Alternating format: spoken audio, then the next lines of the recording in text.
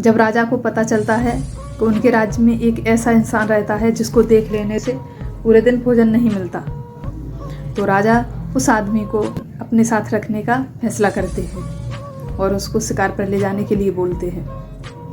जब राजा और वो आदमी शिकार पर जा रहे होते हैं तो महारानी एक टिफ़िन देती है खाने का उस आदमी को, और राजा और वो आदमी शिकार पर चले जाते हैं। जब राजा शिकार कर लेते हैं, घूम लेते हैं, फिर उस आदमी से बोलते हैं कि जो महारानी ने आपको खाने का टिफ़िन दिया था वो ले आओ, चलो भोजन कर लेते हैं। तो वो आदमी बोलता है, महाराज वो टिफ़िन तो गिर गया रास्ते में। तो राजा को बहुत गुस्सा आता है और वो ये बात याद आती है, इस आदमी को देख लेने से पूरे दिन भोजन नहीं मिलता, ये बात बिल्कुल सही है।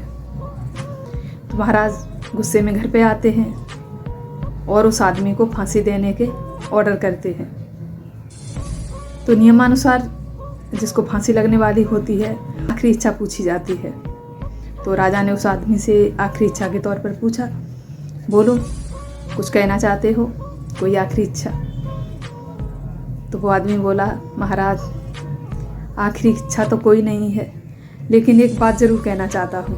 आपको मुझे देख लेने से तो सिर्फ एक दिन भोजन ही नहीं मिला, लेकिन आपको मुझे देख लेने से मुझे मौत मिल रही है। राजा शर्मिंदगी से नज़रें झुका लेते हैं और उस आदमी को छोड़ देते हैं।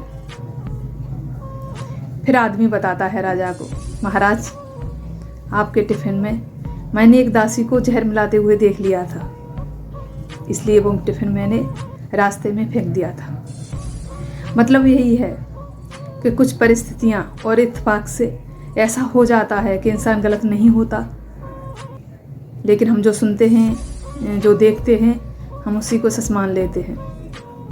ऐसा ही राजा के साथ हुआ। देखा सुना कुछ और था, लेकिन सच्चाई कुछ और थी।